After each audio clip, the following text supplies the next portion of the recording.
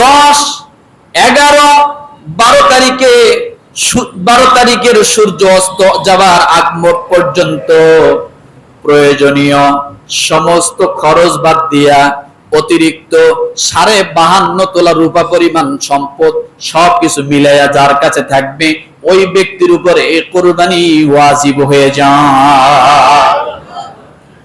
কি হয়ে যায়? কি হয়ে যায়? কার উপর কুরবানি ওয়াজিব হয়? ভালো করে বুঝুন, কেউ প্যাঁচ লাগাবেন না, এটা ভালো করে জানা দরকার। জিলহজ মাসের 10 তারিখ, 11 তারিখ, 12 তারিখ সূর্য অস্ত যাওয়ার আগ পর্যন্ত এই 3 দিনের ভিতরে যার কাছে সমস্ত নিত্য প্রয়োজনীয় খরচ বাদ দিয়া অতিরিক্ত 52.5 তোলা রূপো, এই 52.5 তোলা রূপা অর্থাৎ 52.5 ভরি রূপা কিনতে গেলে যে পরিমাণ টাকা লাগবে এই পরিমাণ টাকার সম্পদ সবকিছু মিলিয়ে যদি ওই পরিমাণ টাকার মালিক আপনি জিলহজ মাসের 10 তারিখ, 11 তারিখ, 12 তারিখ এই 3 দিনের যে কোনো একদিনে হন তো আপনার উপর কুরবানি কি হয়? কি হয়? সেই কি দিবে? সেই কি দিবে? তাহলে কুরবানি কে দিবে? এবার আমরা পেয়েছি, কথা বলেন, পাইলাম? কার উপর ওয়াজিব হয় বলেন তো একটু, ক্লাস এটা বলেন। কুরবানি কে দিবে বলেন? জিলহজ মাসের 10, 11, 12 তারিখ সমস্ত নিত্য প্রয়োজনীয় খরচ বাদ দিয়া অতিরিক্ত 52.5 তোলা রূপা পরিমাণ সম্পদ যদি তার কাছে থাকে এই 3 দিনের যে কোনো একদিনে তার উপর কি হয়? এখন কথা হলো, রূপার দিয়ে হিসাব, আপনার কাছে 20,000 টাকা আছে, ব্যবসায়িক কিছু পণ্য আছে, সব মিল করিয়ে যদি আপনার কাছে বর্তমান বাজার বা ওই দিন বাজার অনুযায়ী 40,000 টাকা এই পরিমাণ যদি আপনার কাছে থাকে, 50,000 টাকা এই পরিমাণ থাকে, তো আপনার উপরে কুরবানি কি? এটা কি জুলুম করেছে ইসলাম? কেন করে নাই? আপনার সমস্ত নিত্য প্রয়োজনীয় খরচ বাদ দেওয়ার পরে কথা বলা হয়েছে। তাহলে অন্তত আমি এটাই বলি যে যার একটা খাসি কেনার মতো 10,000 টাকাও যার কাছে আছে, সেও যদি ওই দিন কুরবানি দেয় তাহলে তার কপাল ভালো হয়ে যাবে। কি হয়ে যাবে বলেন? আমার ভাইরা, কুরবানির ক্ষেত্রে সম্পদের পরিমাণ হিসেবে কি পশু নির্ধারণ করা? এটা একটা প্রশ্ন যে হুজুর কুরবানির ক্ষেত্রে সম্পদের পরিমাণ হিসেবে কি পশু নির্ধারণ করা? এটা একটা প্রশ্ন আমাকে করেছে। বলে না, এটা হলো সামর্থ্যের উপরে নির্ধারণ করা। কিসের উপরে? কিসের উপরে? সামর্থ্যের উপরে। কারণ এমনও ব্যক্তি আছে 20 লক্ষ টাকা দিয়ে পশু কিনে কোরবানি দিচ্ছে, আবার এমন এরকম মালিক আছে যে একটা খাসি কিনে কোরবানি দিচ্ছে। কোরবানি হবে কিন্তু উত্তম অনুত্তমের একটা বিষয় আছে, আছে না নাই?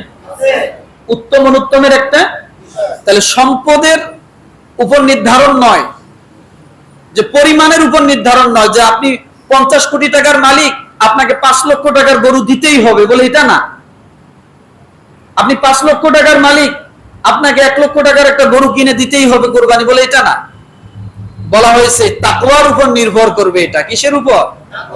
কারণ আল্লাহ তাআলা তো উত্তম জিনিসটাকেই পছন্দ করেন। আপনি কোরবানি দিতে যায় কার্পণতা করলেন নাকি মন খুলে কোরবানি দিচ্ছেন, আল্লাহ এটাই কিন্তু দেখবে। কি? আল্লাহ তাআলা এটাই দেখবে। আমার ভাইরা, এই জন্য বলে কম টাকাওয়ালা খাসি দিবে, বেশি টাকাওয়ালা গরু দিবে, তার থেকে বেশি টাকাওয়ালা উট দিবে, এরকম কোনো ভাগ নাই। এরকম কোনো ভাগ নাই। যার যেমন সামর্থ্য হয় সে কি কোরবানি দিবে। কারণ আল্লাহর কাছে এগুলো বিষয় না, আল্লাহ পাকের কাছে ওইটাই বিষয় যে কোরবানির দিন সে নহর করলো কিনা, রক্ত প্রবাহিত করলো কিনা। আল্লাহ পাকের কাছে এইটাই উত্তম। আর যার তাকওয়া যতটুকু থাকবে তার কোরবানির পশুর ধরনটা ওই রকমও থাকবে। যার তাকওয়া যতটুকু থাকবে তার পশুর ধরনটা ওই রকমই থাকবে। এটা একটা জিনিস। কারণ ওই যে বললাম যে অনেক টাকার মালিক কিন্তু কোরবানি দিতে যায় একটা মরা, মানে কোন রকম আদা মরা একটা ছাগল কোরবানি দিচ্ছে, আছে না? তো আল্লাহ তো অন্তরের মালিক, আল্লাহ তাআলা তো অন্তর দেখবেন, কথা ঠিক কিনা? আমার ভাইরা, কোরবানি কি প্রতি বছর? না। আবার কোরবানি হলো নফল। আপনি কোরবানি, এটার একটা ধারণা আছে যে একজন মানুষ 50 কোটি টাকার মালিক, সে 5টা গরু দিবে, 10টা গরু দিবে। আর আমি 5 লাখ টাকার মালিক, আমি একটা ছাগল দিব বলে এটাও না। টাকার উপরে অনেক গরু দিতে হবে এটাও না। আবার টাকা কম জন্য মাত্র একটা দিবে বলে এটাও না। বুঝেন নাই কথাটা? এই জন্য রব্বুল আলামিন ডাক দিয়ে বলেন, ও দুনিয়ার মানুষ, তোমরা ওয়াজিব কুরবানি পালন করার পরে তোমরা নফল কুরবানি গুলো যত পারো দিতে পারো, যত পারো দিতে পারো। একজন মানুষ 5টা গরু কিনেছে কুরবানি দিবে, কিন্তু তার একটা গরু হলো তার জন্য ওয়াজিব, বাকি 4টা যখন কুরবানি দিবে এটা তার জন্য হয়ে যাবে নফল। তার জন্য কি হবে? একটা দিয়ে একটা ওয়াজিব আদায় হয়ে গেল, আর 4টা আছে না, এই 4টা কি হবে? নফলের অন্তর্ভুক্ত হয়ে যাবে। এই জন্য কোরবানি নফলও আছে। নফল কোরবানি যে যত বেশি পারে, কেউ 10টা খাসি দিতে পারে, 5টা খাসি দিতে পারে, তার সামর্থ্যের উপরে, তার টাকার উপরে, তার ব্যক্তিগত ইখতিয়ারের উপরে। কথাটা কি বুঝাতে পারছি? আমার ভাইরা, এবার ভালো করে বুঝুন কোরবানির ফজিলত। 1 নম্বরে আয়েশা রাদিয়াল্লাহু তাআলা আনহা থেকে বর্ণিত, নবী সাল্লাল্লাহু আলাইহি ওয়াসাল্লাম বলেছেন, কোরবানির দিন মানুষ যত আমল করে, যত কাজ করে, তার মধ্যে সবচাইতে বড় পছন্দনীয় আমল এবং বড় পছন্দনীয় আল্লাহর কাছে সেটা হলো কোরবানির দিন কোরবানি করা। কি করা বলেন তো? কোরবানির দিন যতগুলো আমল বান্দা করে, সবচাইতে আল্লাহ পাকের কাছে বেশি ভালো লাগে, উত্তম লাগে, শুধু কোরবানির দিনের জন্য বলছি, সেটা হলো বান্দা কোরবানির দিন কি করবে? কোরবানি করবে। এটা আল্লাহর কাছে অধিক পছন্দনীয়। সুবহানাল্লাহ বলেন, আরো জোরে বলেন। তিরমিজি হাদিস নাম্বার 1493। কত? তিরমিজি হাদিস নাম্বার 1493। মা আয়েশা সিদ্দিকা রাদিয়াল্লাহু তাআলা আনহা বর্ণনা করেছেন যে ওই দিন আল্লাহ পাকের কাছে সবচেয়ে পছন্দনীয় কাজ হলো বান্দা পশুর গলায় কি করবে? ছুরি চালাবে। এটা আল্লাহর কাছে বেশি পছন্দনীয়, 1 নাম্বার ফজিলত। 2 নাম্বার বলা হয়েছে যে জিনিসটা, যে পশুটা আপনি কুরবানি দিলেন, ওই পশুর শিং, পশম, খুর সহ কিয়ামতের ময়দানে আল্লাহ তাআলা পশু প্রকৃত কুরবানির পশুটাকে আল্লাহ হাজির করবে। কেন হাজির করবেন? এই জন্য হাজির করবেন যে যে পশুটা আপনি কোরবানি দিলেন, ওই পশুর শিং, ওই পশুর পশম এবং ওই পশুর খুর, এই 3টা জিনিস কিয়ামতের ময়দানে হাজির করা হবে বান্দার আমলের পাল্লায়, সওয়াবের পাল্লায় ওজনের জন্য। আরো আসতে বলেন, আরো আসতে বলেন। এই গেল 2 নাম্বার ফজিলত। 3 নাম্বার ফজিলত হলো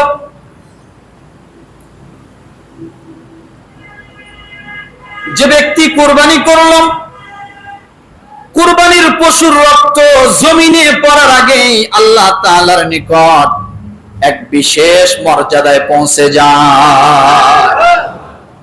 কোরবানির পশুর রক্ত জমিনে পড়ার আগেই আল্লাহ পাকের কাছে কি এক বিশেষ মর্যাদায় বান্দা পৌঁছে যায়।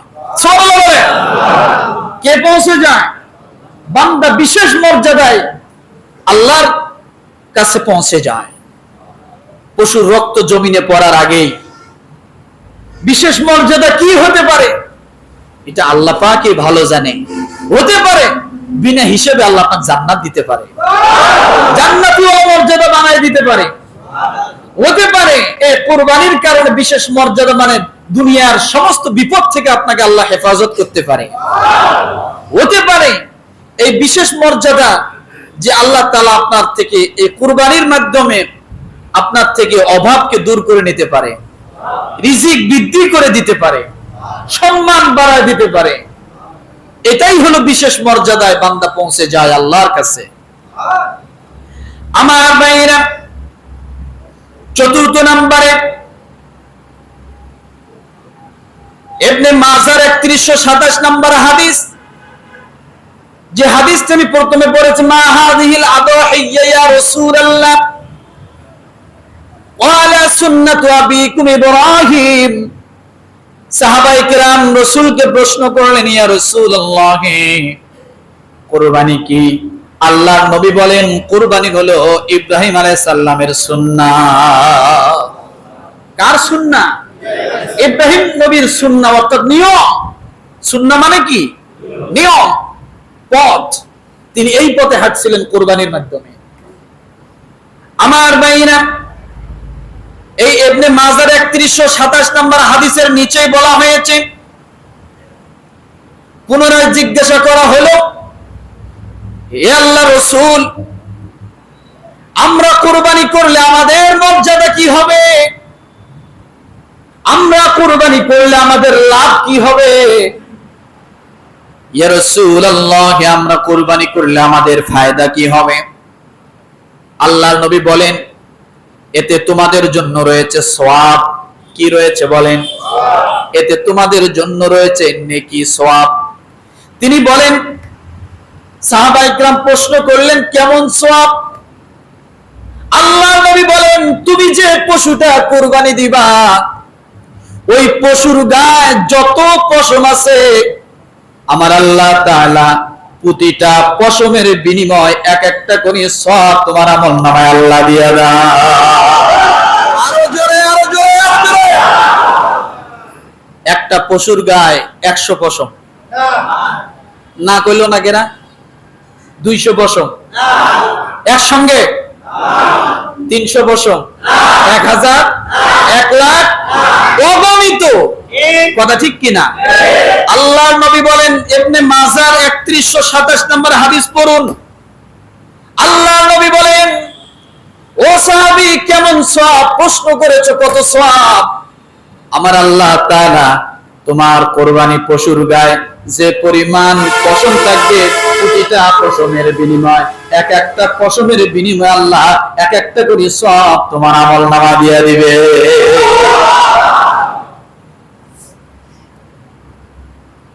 এই হলো লাভ, এই হলো ফায়দা। কথা ঠিক কিনা? এবার ৫ম নম্বরে ফজিলত, ফাতেমা রাদিয়াল্লাহু তাআলা আনহা, তিনি নিজে কুরবানি করতেন। সুবহানাল্লাহ বলেন। আমাদের সমাজে পুরুষেরা কুরবানি দেয়, মায়েরা কুরবানি দেয় না। কিন্তু যাকাত যেমন মায়েদের জন্য ফরজ, পুরুষের জন্য ফরজ। ফিতরা যেমন মায়েদের জন্য ওয়াজিব, পুরুষের জন্য ওয়াজিব। হজ যেমন পুরুষের জন্য ফরজ, মায়েদের জন্য ফরজ, তেমন কুরবানি পুরুষের জন্য ওয়াজিব, মায়েদের জন্য হলো ওয়াজিব। কিন্তু আমাদের সমাজে শুধু পুরুষরাই দেয়। কথা ঠিক না? আপনি হাদিস থেকে শুনুন, এই হাদিসটা মুস্তাদরাক লিল হাকিম, এই কিতাবের বর্ণনা এসেছে, আল্লাহ নবী জনাব মুহাম্মদ রাসূলুল্লাহ সাল্লাল্লাহু আলাইহি ওয়াসাল্লাম বলেন, ৫ম নাম্বার ফজিলত বলছি, ফাতেমাতুজ জাহরা রাদিয়াল্লাহু তাআলা আনহা তিনি কুরবানি দেন। কুরবানি যখন দিচ্ছেন, আল্লাহর নবী বলেন, ফাতেমা তুমি কি কুরবানি দিলে? ফাতেমা রাদিয়াল্লাহু তাআলা আনহা ডাক দিয়ে বলেন, জি বাবা, আমি তো কুরবানি দিলাম। আল্লাহর নবী বলেন, ফাতেমা কুরবানি দিয়েছো, আমার আল্লাহ কুরবানি দাতার প্রতি এত খুশি হয়ে যায়, তুমি জানো না এর ফজিলত কি? ফাতেমা রাদিয়াল্লাহু তাআলা আনহা বললেন, আব্বা জান আপনি বলেন কুরবানি দেওয়ার ফজিলত কি? আল্লাহর নবী বলেন, যে ব্যক্তি কুরবানি দিল কুরবানি দেওয়ার সময় যখন ওই পশুর রক্ত ফোঁটা হয়ে জমিনের মধ্যে ফিঙ্কি দিয়ে বাইর হয়ে গেল, আল্লাহ তাআলা বলেন তার রাসূলকে জানায় দিলেন, রাসূল আপনি জানায় দেন প্রতিটা রক্তের ফোঁটার বিনিময়, প্রতিটা রক্তের ফোঁটার বিনিময় আমি আল্লাহ তাআলা কুরবানি দাতার পূর্বের জীবনের সব গুনাহ আমি আল্লাহ মাফ করে দেই। আরো জোরে, আরো জোরে। ও যে তাকাইছে কিছু করতে পারেন, এদিক তাকান, ঘরেন এদিক। রাগ করলেন? আলোচনাগুলো কি দামি না? এদিক সেদিক করার কোনো সুযোগ আছে? নো। শিখবেন কোথায়? আর এইভাবে বলবে কে? এভাবে কেউ বলবে? আল্লাহ নবী বলেন ফাতেমা যে ব্যক্তি কুরবানি দিল, আমার আল্লাহ তাআলা জানায় দিয়েছেন মুস্তাদরাকুল হাকিম কিতাবের বর্ণনার মধ্যে এসেছে রক্তের প্রতিটা ফোঁটার বিনিময় কুরবানি দাতার পূর্বের জীবনের সব গুনাহ আল্লাহ মাফ করে দেন। চিন্তা করছেন এক ফোঁটা রক্ত আপনার तमाम জীবনের গুনাহ মাফ। তাহলে একটা গরুর কত ফোঁটা রক্ত আছে? কত ফোঁটা রক্ত আছে? তাহলে এক ফোঁটা রক্তের দ্বারা আপনার জীবনের যদি গুনাহ মাফ হয়, বাকি ফোঁটাগুলো আল্লাহ তাআলা আপনার আমলনামায় সওয়াবে পাহাড় পরিমাণ সওয়াবে ভরপুর করে দেন। আমার ভাইরা, ষষ্ঠ নাম্বার ফজিলত, রক্তের প্রতিটা ফোঁটার বিনিময়ে সওয়াব দেন। মুসনাদে আহমদের বর্ণনা 17,400 নাম্বার হাদিসের পরে যে হাদিসগুলো পড়বেন সেখানে দেওয়া আছে যায়েদ ইবনে আরকাম রাদিয়াল্লাহু তাআলা আনহু বর্ণনা করেন নবীজি সাল্লাল্লাহু আলাইহি সাল্লাম বলেছেন প্রতিটা রক্তের ফোঁটার বিনিময় একটা করে সওয়াব আমার আল্লাহ তাআলা বান্দার আমলনামা দিয়ে দেন। প্রতিটা রক্তের ফোঁটার বিনিময় একটা করে সওয়াব বান্দার আমলনামার দিয়ে দেয়। এখন এক ফোঁটা রক্ত কি পরিমাণ? একটা আঙ্গুল যদি আপনি রক্তের মধ্যে, তাজা রক্তের মধ্যে চুবান, চুবানোর পর আপনি আঙ্গুলটা যদি উঠান, উঠানোর পরে আঙ্গুলের মাথায় একটা ফোঁটা এসে জমা হবে কিনা? জমা হবে। তো এই জমাকৃত একটা ফোঁটা পরিমাণ আপনার একটা সওয়াব, আবার এই জমাকৃত একটা ফোঁটা পরিমাণ আপনার জীবনের গুনাহ মাফ। এবার একটাবার চিন্তা করুন, তাহলে একটা গরু, একটা পশুর কি পরিমাণ রক্ত আছে? কথা ঠিক না? আমার ভাইরা, এই জন্য রব্বুল আলামিন বলেন এই কুরবানির পশুগুলো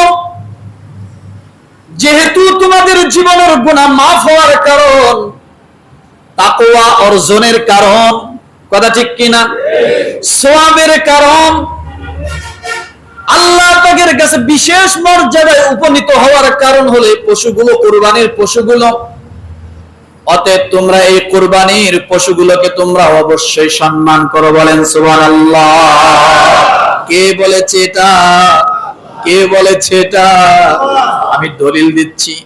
মুসলমান, এমনও বাংলার জমিনে মানুষ আছে আপনার হাত থেকে কোরআন পড়ে গেছে, আপনি কোরআনটা হাতের মধ্যে নিয়ে আপনার হৃদয়ে ধাক্কা লেগেছে, কোরআনের মহাব্বতে কোরআনে চুমা খাই। খাই কি খাই না বলেন?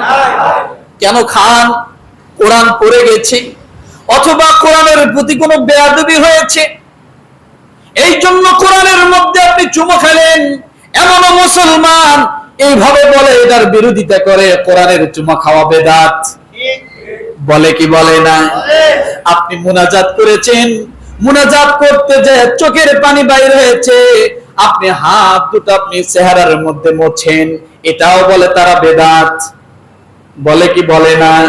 আমি দলিল দিয়ে যাচ্ছি মুসলমান, দলিল ছাড়া কোনো কথা বলবো না। ইমাম যদি থাকে তাহলে অবশ্যই দলিল গ্রহণ করবেন।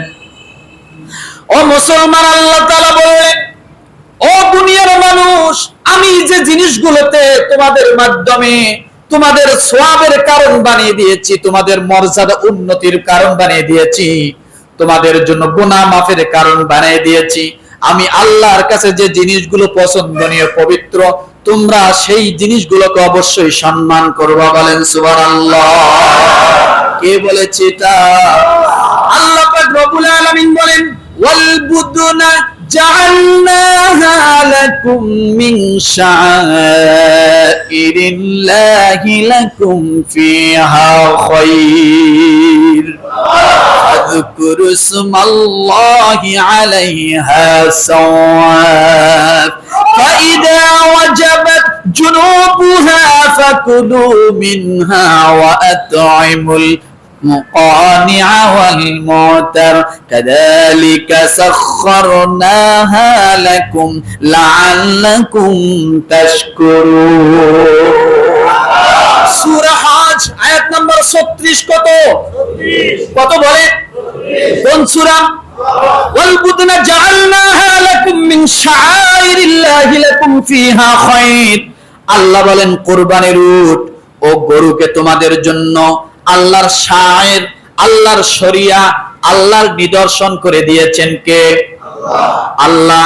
আল্লাহ বলেন আমি শাআইরের অন্তর্ভুক্ত করেছি, শরীয়তের অন্তর্ভুক্ত করেছি, তোমাদের পক্ষে তাতে আছে কল্যাণ। সুতরাং যখন তা সারিবদ্ধ অবস্থায় দাঁড় করানো হয়, তোমরা তার উপর আল্লাহর নাম নিবে। কি নিবে? কি নিবে? আমি কেন গরুকে সম্মান করব? ওই সময় ওই গরুটাকে আমি কেন ভালোবাসবো?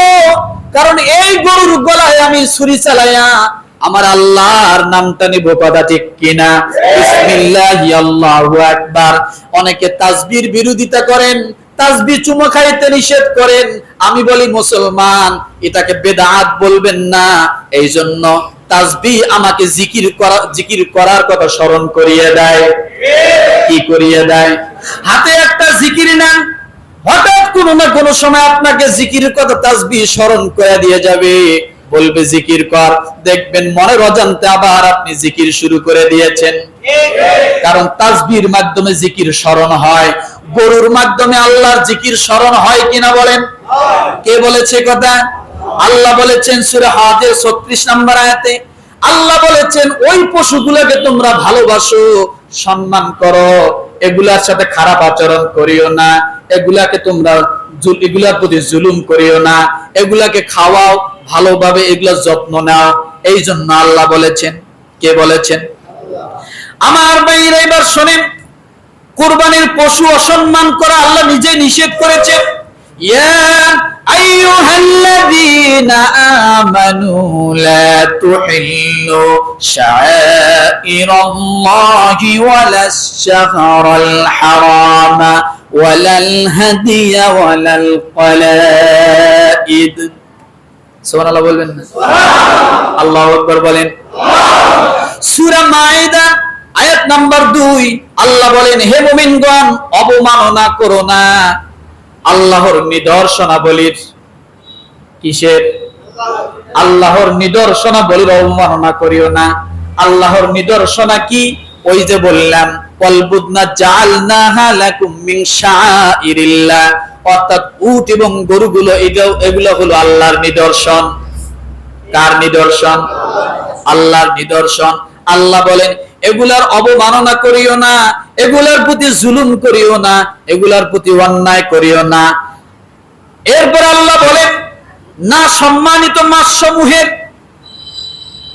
কোন মাসের সম্মানিত মাস কয়টা? কয়টি? 4টি। জিলকদ, জিলহজ, মুহররম, রজব। আল্লাহ বলেন এই 4 মাসে তোমরা ঝগড়া বিবাদ মারামারি কাটাকাটি করিও না। আমি আল্লাহ যেমন সম্মান দিয়েছি এই মাসগুলোতেও তোমরা সম্মান দিয়ে দাও। তাহলে কুরবানির পশু পাইলাম, তাই না? এরপরে কি পাইলাম? মাস, তাই না? এরপরে আল্লাহ বলেন না সেই সকল প্রাণীর যাদেরকে কুরবানির জন্য তোমাদের জন্য ব্যবস্থা করা হয়েছে। দেখেন আল্লাহ নিজে বলেন সূরা মাইদার আয়াত নাম্বার 2 আল্লাহ বলেন কুরবানির পশুগুলাকে তোমরা অসম্মান করিও না। কে বলেছে এটা? অসম্মান করিও না। একটা পশুকে যদি আল্লাহ অসম্মান করতে নিষেধ করে, মুসলমান কোরআনের সঙ্গে বেয়াদবি হবে, সিনায় লাগাবে না, মুখে লাগাবে না, চুমো খাবে না, এটা কখনোই হতে পারে না। কেন এটা সম্মান বেড়ে গেল? গরুর কেন সম্মান বেড়ে গেল? ওই পশুটার কেন সম্মান বেড়ে গেল? এই জন্যই বাড়লো যে ওই পশুর গলায় ছুরি চালানোর সময় আল্লাহর জিকির করা হবে। কি করা হবে? জিকির করা হবে। এমন কি দেখেন, কুরবানির জন্য হারামে নিয়ে যাওয়া হয়, আবার বলা হয়েছে তাদের গলায় পরানো যে মালা, এবং না সেই সব লোকের যারা তাদের প্রতিপালকের অনুগ্রহ সন্তুষ্টি লাভ করে। কুরবানির পশুর গলায় যে মালা থাকে, এই মালাটাকেও অসম্মান করতে নিষেধ করা হয়েছে। কি করা হয়েছে? ওই মালাটারও দাম হয়ে গেছে। কেন দাম হয়েছে? এটা কুরবানির পশু, নির্ধারিত হয়েছে। তাই কেন পশুটার দাম হয়েছে? এই পশুর গলায় আমার আল্লাহর নাম নিয়ে স্মরণ করা হবে। কথা বোঝেন নাই? এই মসজিদের কেন এত দাম? এখানে নামাজ পড়া হবে, সিজদা করা হবে, এই জন্য এই ইটের দাম বেড়ে গেছে, এই সিমেন্টের দাম বেড়ে গেছে, এই বিল্ডিং এর দাম বেড়ে গেছে। কথা ঠিক না? কেন? এখানে সিজদা করা হবে আল্লাহর জন্য, একটার সাথে একটার সম্পর্ক। এখানেই বলা হয়েছে, আল্লাহ বলেন ওই মানুষগুলোর সঙ্গে তোমরা বেয়াদবি করো না যারা দিনদার। যারা কি? যারা দিনদার, যারা আল্লাহর ইবাদত করে, যারা আল্লাহ রাসূলের সুন্নাহ মোতাবেক চলে, তাদের সঙ্গে তোমরা বেয়াদবি করো না। যারা নামাজ পড়ে, নামাজির সঙ্গে বেয়াদবি করো না। যারা জিকিরকারীর সাথে বেয়াদবি করো না। কে বলেছে কথা? কে বলেছে? আল্লাহ নিজে বলেছেন সূরা মাইদা আয়াত নাম্বার 2। আল্লাহ সেখানে মানুষের কথাও বললেন যে তোমরা ওই সমস্ত আল্লাহওয়ালাদের সঙ্গে, আল্লাহ বিরোধীদের সঙ্গে তোমরা বেয়াদবি করো না। না করলে কি হবে? আল্লাহ সে কথা বলেন, ওয়াতাআওয়ানু আলাল বিররি ওয়াত্তাকওয়া ওয়ালা তাআওয়ানু আলাল ইসমি ওয়াল উদওয়ান। আল্লাহ বলেন তোমরা সৎকর্মের ও তাকওয়ার ক্ষেত্রে একে অন্যকে সহযোগিতা করো। আর যারা করে না, আল্লাহ তাদের কথা অনেক কঠিন ভাবে বলেছেন। কি বলেছেন? অনেক কঠিন ভাবে বলেছেন। তাহলে বোঝা গেল মসজিদকে সম্মান করা, কোরআনকে সম্মান করা, নামাজি ব্যক্তিকে সম্মান করা, যে জিনিসগুলোতে আল্লাহর নাম নেওয়া হয় ওই জিনিসগুলোকে সম্মান করা, এটা তাকওয়ার অন্তর্ভুক্ত। কিসের অন্তর্ভুক্ত? কিসের অন্তর্ভুক্ত? আপনার তাকওয়া থেকেই একজন আলেমের প্রতি শ্রদ্ধা আসবে, সম্মান আসবে। আপনার তাকওয়া থেকেই আল্লাহর ঘরের প্রতি ভালোবাসা, সম্মান, শ্রদ্ধা আসবে। আপনার তাকওয়া থেকেই একজন মাজলুমের প্রতি দয়া, মহব্বত, ভালোবাসা আসবে। কথা ঠিক না? তাহলে এখান থেকে এগুলাকে ভালোবাসার মাধ্যমে কি হয়? তাকওয়া অর্জন হয়। আমার ভাইয়েরা,